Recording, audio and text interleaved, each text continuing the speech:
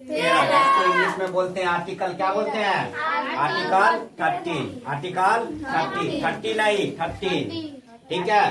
देखो अनुच्छेद 13 क्या कहता है कि भारतीय संविधान, क्या कहता है कि भारतीय संविधान हमारे इंडियन कॉन्स्टिट्यूशन, इसको इंग्लिश में क्या बोलते हैं? इंडियन कॉन्स्टिट्यूशन में क्या कहता है कि अनुच्छेद 13 मौलिक अधिकारों का क्या करता है? सुरक्षा कवच है। मौलिक अधिकारों का क्या है? सुरक्षा कवच है। जैसे मान लो सपोर्ट दैट, जैसे मान लो कि हर व्यक्ति के पास अपना अपना क्या होता है? अधिकार होता है, ठीक है। जैसे किसी वस्तु को तुम खरीद रहे हो और उसको मान लो कि प्रिंट रेट जानना है, ठीक है, तो तुम उसको देख सकते हो, एक्सपायरी रेट भी देख सकते हो, तुम्हारा अधिकार है।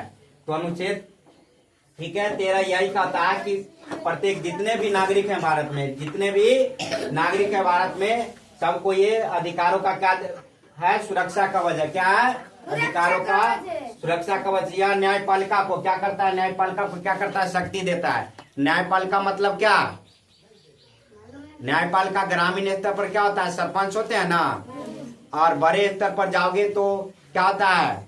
डिस्ट्रिक्ट कोर्ट होता है, फिर हाई कोर्ट होता है ना, एक सिविल कोर्ट भी होता है जो अनुमंडल में होता है। क्या होता है? अनुमंडल में भी होता है। उसके बाद क्या होता है? हाई कोर्ट के बाद सुप्रीम कोर्ट होता है। क्या होता है?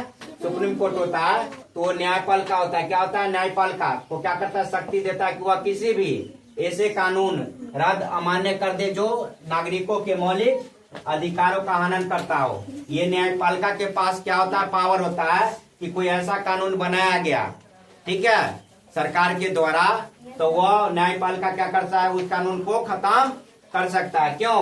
क्योंकि वो मतलब नागरिकों के, ठीक है, नागरिकों के क्या करता है? हनन करने वाला कानून हो। तो हनन का मतलब शोषण करने वाला। क्या करने वाला? शोषण करने वाला। अब इसका मुख्य बातें है, इसका क्या है? मुख्य बातें में कहता है अनुच्छेद 13 1 में, ठीक है, संविधान पूर्व कानून। क्या? संविधान पूर्व कानून, जो कि हम नेक्स्ट क्लास में पढ़ेंगे।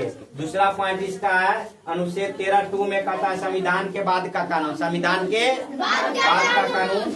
तीसरा कहता है अनुच्छेद 13, ठीक है, 3 में विधि लॉ की परिभाषा। क्या है? विधि लॉ की परिभाषा। अनुच्छेद 13 4 में कहता है संवैधानिक संशोधन। क्या कहता है? संवैधानिक संशोधन। नेक्स्ट क्लास में ये चारों के बारे में हम जानकारी देंगे, ठीक है।